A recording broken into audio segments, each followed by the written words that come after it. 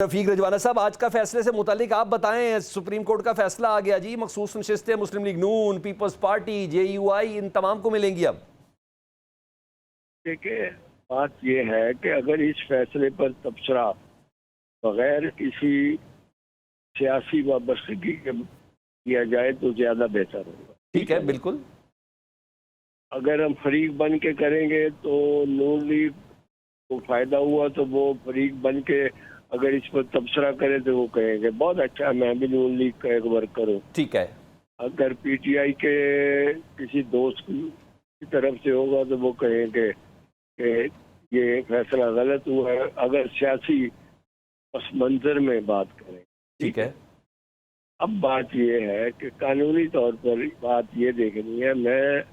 मेरा तो मतलब कुछ चैनल शायद मेरी गुफ्तगू रिकॉर्ड ऑन रिकॉर्ड होगी कि PTI को शुरू दिन से ये अपना मौक़िफ़ छोड़ना नहीं चाहिए था, भले हवा उनके खिलाफ थी कि वो PTI के उम्मीदवार नहीं हैं।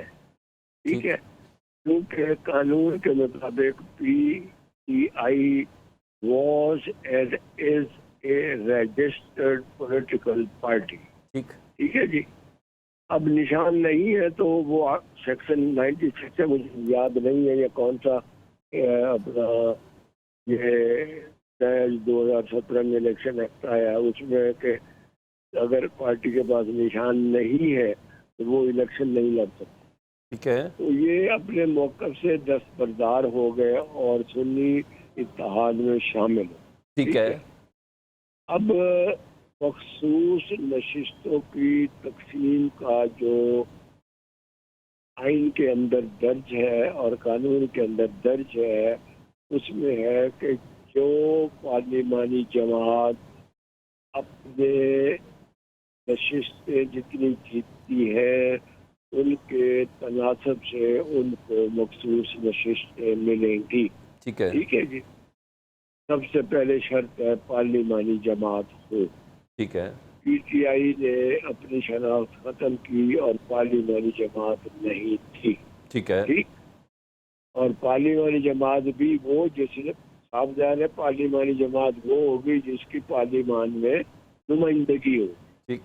अब सुन्नी इत्तेहाद की भी पार्लिमान में कोई नुमाइंदगी गालबन नहीं थी।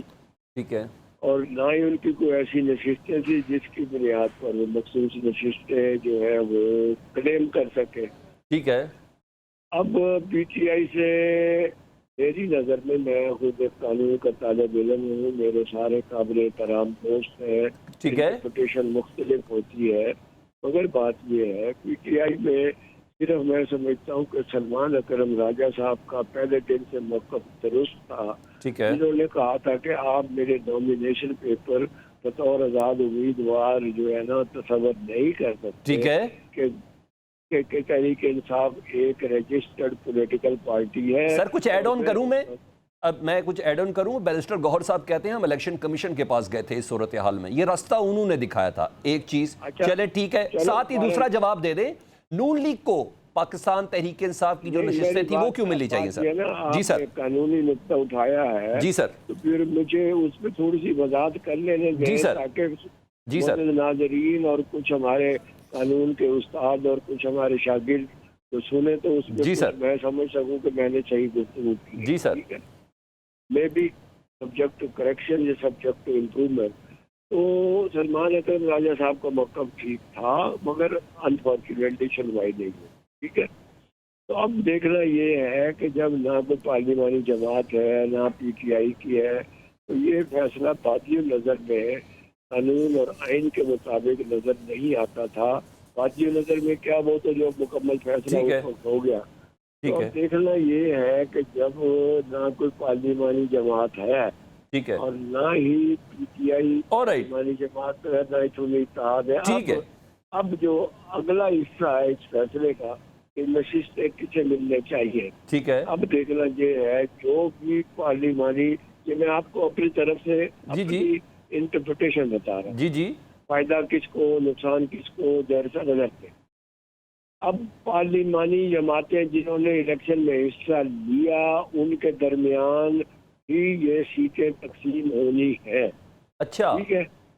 अब जो पार्लिमानी जमातें जिस तनासब से इलेक्शन जीत चुकी हैं, उस तनासब से उनके पास ये सीटें जानी है। ओके, जो पार्लिमानी जमातें नहीं हैं, उनका तनासब ठीक है नहीं सर, मैं रिजवान साहब दोबारा आ जाता हूँ आपके पास।